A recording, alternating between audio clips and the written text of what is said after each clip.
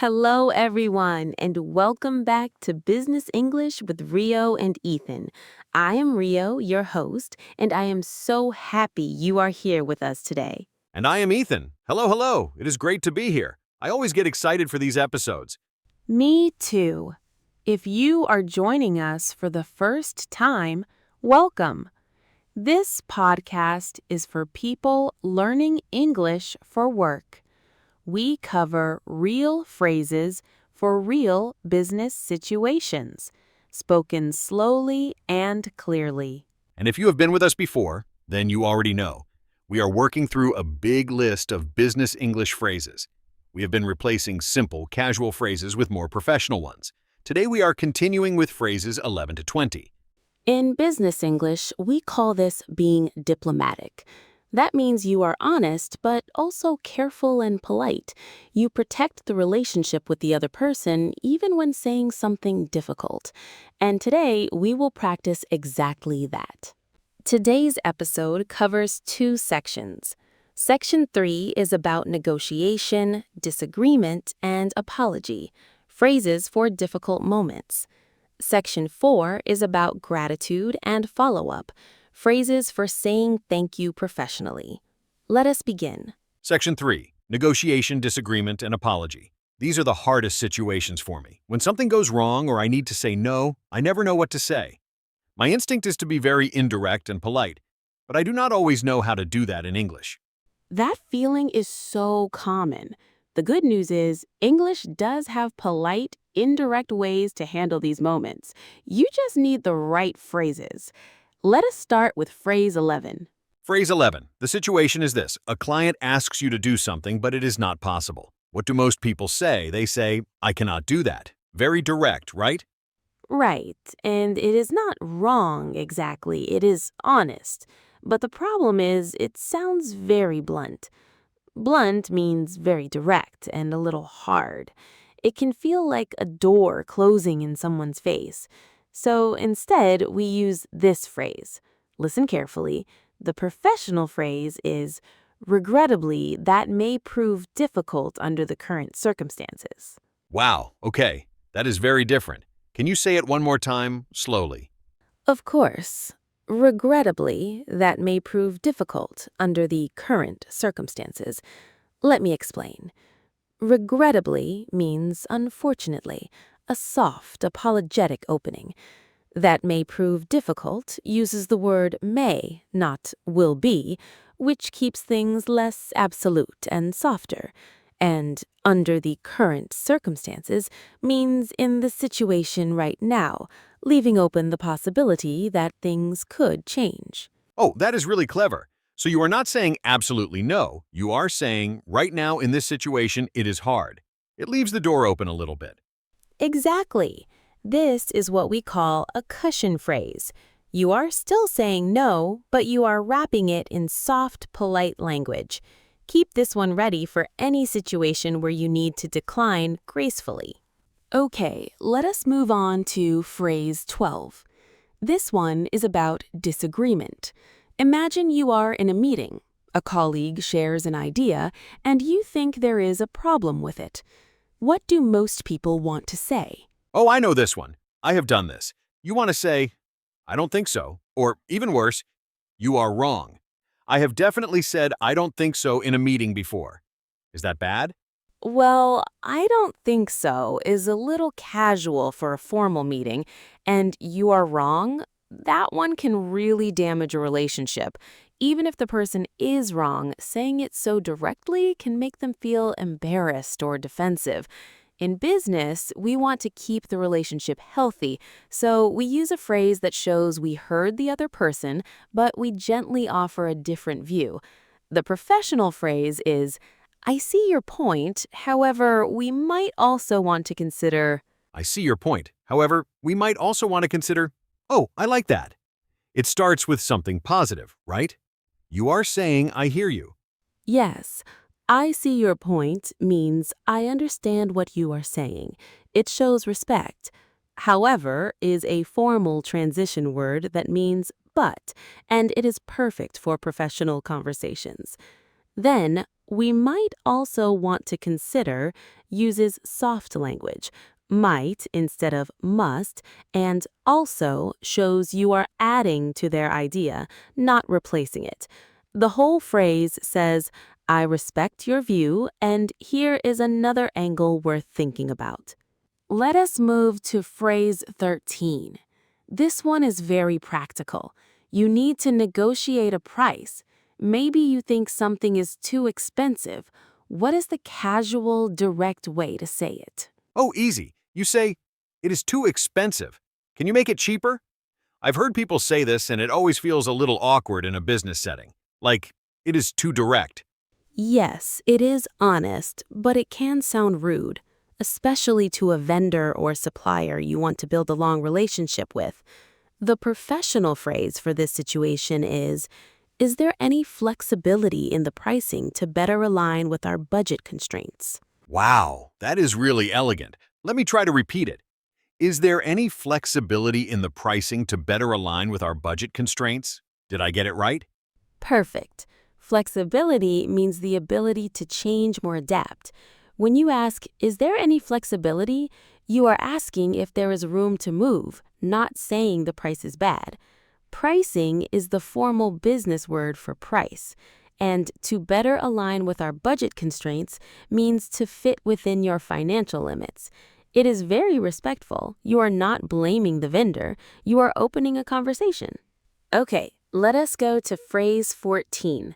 This one is about making a mistake and apologizing, something that happens to all of us in business. What is the casual way people apologize at work? Definitely something like, I forgot, sorry, or my bad. I have sent emails like that to clients before. Just, sorry, I forgot. And I always felt a little embarrassed after sending it. Yes, those phrases are fine between friends, but in a professional context, they sound too casual and can make you seem careless. The professional phrase is, please accept my apologies for the oversight on my part. Let me say it again slowly. Please accept my apologies for the oversight on my part. Please accept my apologies for the oversight on my part. What does oversight mean exactly? I want to make sure I understand. Great question. An oversight is a mistake that happened because something was accidentally missed. It is unintentional. This word suggests you are normally a careful person, which protects your professional image. And on my part means this was your responsibility. You're taking full ownership without sounding careless. Compare that to, I forgot, sorry, which sounds like you simply did not care enough. Now let us do the last phrase in section 3, phrase 15. This one is about telling someone that something is late or delayed. What is the casual version? Ha! I know this one too well. You say, I'm busy, so it is late. Or, sorry, I'm behind because we have too much work. I've sent messages like this and I always feel it sounds unprofessional, but I did not know what else to say. And the problem with I am busy, so it is late is that it sounds like you are making excuses, and it makes the client feel like they are not important. The professional version is, we are currently experiencing a slight delay, but we are taking steps to resolve it swiftly. Say it after me. We are currently experiencing a slight delay, but we are taking steps to resolve it swiftly. We are currently experiencing a slight delay, but we are taking steps to resolve it swiftly. I like the word swiftly. It means quickly, right? Yes, swiftly means quickly, but sounds more formal and elegant. Currently experiencing means it is happening right now, not that you did something wrong. A slight delay uses the word slight, meaning small and minor, which keeps the client calm. And taking steps to resolve it is key.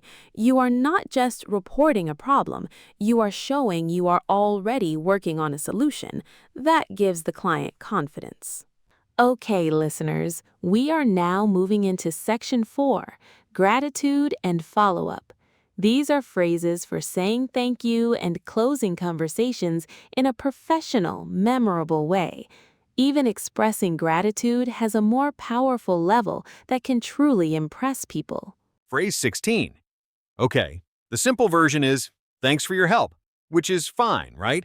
But I suppose in a formal email or meeting, it could be stronger. Exactly. Thanks for your help is perfectly acceptable in a casual setting or between close colleagues.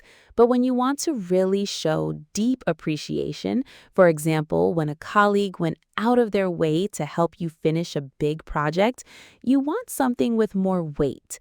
The professional phrase is, I am immensely grateful for your invaluable assistance. Let me say that again. I am immensely grateful for your invaluable assistance. Wow, that sounds so sincere. Immensely, that means very much, right? Like an immense amount? Yes, immensely means enormously. Compare I am grateful with I am immensely grateful. The second carries so much more emotion. And invaluable does not mean not valuable, despite the prefix in. It actually means so valuable it cannot be measured, like priceless. Assistance is the formal word for help. So together, you're saying, your help was beyond price, and I am deeply thankful. It is. And it is appropriate for emails too, not just spoken conversation. Okay, phrase 17. This is another thank you phrase, but for a specific situation. Someone replied to your email very quickly. The simple version is, Thanks for the quick reply. I say this all the time in emails. Is that okay? it is okay, but we can make it more professional. The upgraded phrase is, thank you for your prompt response. Your efficiency is greatly appreciated. Prompt means fast and on time, a formal synonym for quick. Response is the formal word for reply. And your efficiency is greatly appreciated tells them you value their speed and professionalism.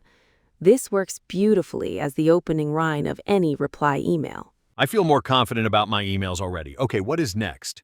18. This one is about delegating a task. Delegating means giving a task or responsibility to someone else, someone you trust. The casual version of this is, please do it. Or sometimes people say, can you handle this? Now, those are not terrible, but they can sound a little flat or cold. The professional phrase is, I shall leave this matter in your capable hands. Oh, that is a beautiful phrase. I shall leave this matter in your capable hands. It sounds like something from a very elegant movie, but I think I understand it. You are saying you trust this person completely. Yes, I shall is a formal, elegant way to say I will. It gives a sense of intention and ceremony. Leave this matter. Matter is a formal word for a task or issue, and in your capable hands is the key part. Capable means skilled and competent, so you are saying, I am placing this responsibility with someone I believe in. It is both a compliment and a delegation at the same time. That is very powerful. 2 more to go. Phrase 19. This one is about closing a meeting or conversation by thanking someone for their time. The simple version is, thanks for your time. That is fine, but we can do better. The professional phrase is, thank you for generously sharing your time and expertise with us today. Thank you for generously sharing your time and expertise with us today. The word generously is interesting. You are saying they gave their time as a gift? Exactly. Generously means giving freely and beyond what is expected. So you're treating their time as a true gift. And notice you are thanking them not just for their time, but for their expertise, their special knowledge and skill. You are honoring both. It makes the other person feel that everything they brought to that meeting was truly valued. Language gives you power and confidence. And now we are at our very last phrase, phrase 20. This is a closing phrase for the end of a project, a partnership, or an important email. You want to express hope for working together again. The simple version, hope to work with you again.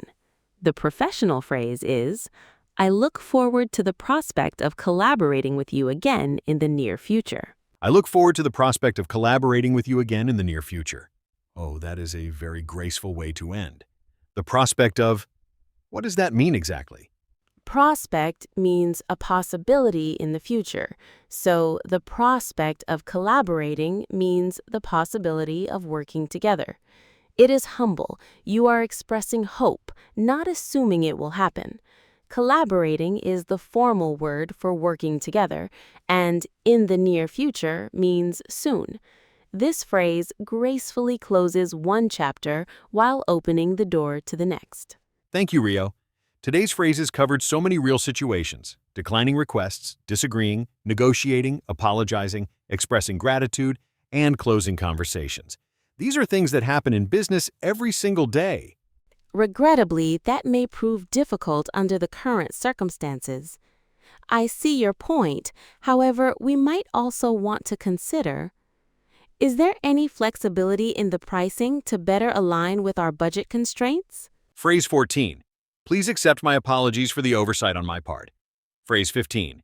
We are currently experiencing a slight delay, but we are taking steps to resolve it swiftly. Those 5 phrases are for the tough moments. They help you say difficult things without damaging your relationships. And in Section 4, Gratitude and Follow-up, we learned phrase 16, I am immensely grateful for your invaluable assistance. Phrase 17, thank you for your prompt response. Your efficiency is greatly appreciated. Phrase 18, I shall leave this matter in your capable hands. Phrase 19. Thank you for generously sharing your time and expertise with us today. And phrase 20. I look forward to the prospect of collaborating with you again in the near future. Those 5 phrases help you express gratitude and close conversations in a truly memorable professional way. All right, everyone. That is all for today's episode of Business English with Rio and Ethan. Thank you so much for listening. Every phrase you learned today is a tool. Keep it ready, use it, and watch how people respond when you speak with confidence and professionalism. Thank you all so much for listening. Keep studying, keep practicing, and remember, you are capable of amazing things. We will see you in the next episode. Goodbye for now, everyone. And as always, speak with confidence, speak with kindness, and speak with purpose. Take care.